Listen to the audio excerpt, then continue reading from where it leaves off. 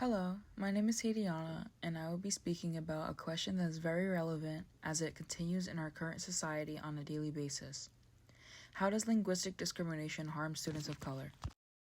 My analysis is based on Jamila Lissicott's TEDx talk, Why English Class is Silencing Students of Color.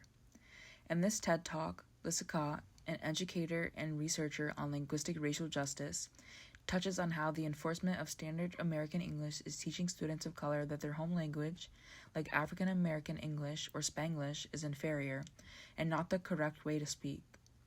She challenges these racist concepts and refers to this as a form of linguistic violence, as this causes these students to believe that in order to succeed in school or their professional career, they must suppress their true identity.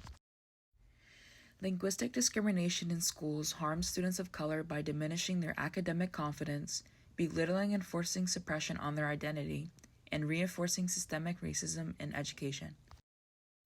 Beginning, I believe that linguistic discrimination suppresses identity. Nelson Pham gives examples in his article, Silenced Voices, Confronting Linguistic Discrimination and Cultural Erasure in Academia, as to how English-only environments make multilingual students feel like outsiders. He recounts while walking to a work meeting at a university, he encountered a sign stating, "Please speak English." Pham says it was placed on a mantle in a student lounge that was a frequent area for non-English speaking students, and remembers feeling that it was a direct attack on his identity as a person whose first language is Vietnamese.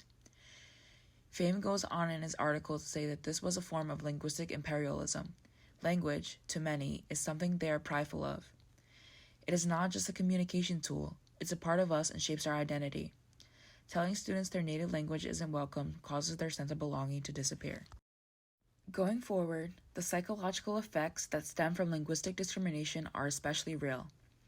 According to the BBC article, The Pervasive Problem of Linguistic Racism, students who speak with accents or non-standard American English often face microaggressions, being unfairly judged as not intelligent or less capable than others. In 2020, a New York-based HR consultancy examined allegations that consisted of an Ethiopian-accented staff member reporting that his colleagues would interrupt him on Zoom calls, claiming his English was unintelligent, keeping him out of meetings. This is referred to as ethnic accent bullying and is damaging to a person, and especially students.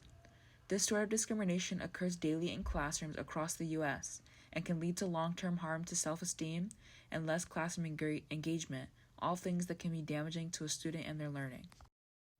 In fact, Black students face a specific form of discrimination. In the article, Black English and Proper English, The Impact of Language-Based Racism, Shiori Zanen goes into depth as to how African American students, in order to seem professional, often have to forget their home dialects.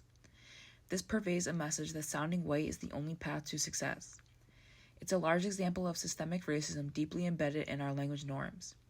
Considering there are over 100 dialects of English spoken worldwide, you cannot pick one and believe that it is the right one. Going forward, some might argue that in order to be prepared for the real world, students must be taught standard English. Yes, it is definitely important for students to be able to steer through different environments in life. But the problem arises when standard English is the only language or dialect that is seen as legitimate. As Pham explains, students should not have to choose between sounding intelligent and sounding like themselves. School should be an environment that exemplifies inclusion, not assimilation. So, you may ask, what can we do to combat linguistic discrimination? We can start with educators and make sure they understand that language is identity. Schools should inhabit policies that openly welcome home languages and dialects in the classroom. Next, educators need further training in order to be able to recognize and stop the continuation of linguistic bias. Finally, institutions must start uplifting students of color by making comfortable, accepting spaces for them to speak in their full, authentic voices, and to most importantly, let them be themselves. Language is not a barrier, it's a bridge. No student should be silenced because of their linguistic tendencies. Every voice deserves to be heard and honored.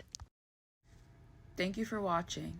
I'd like to mention my sources and their authors, and as well leave a message that we should all further educate ourselves on linguistic discrimination and how to prevent and combat it effectively.